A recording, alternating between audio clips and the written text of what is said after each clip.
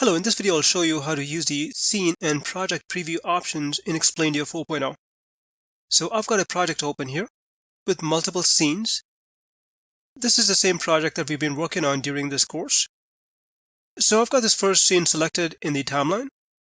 The Scene Preview allows us to preview any selected scene.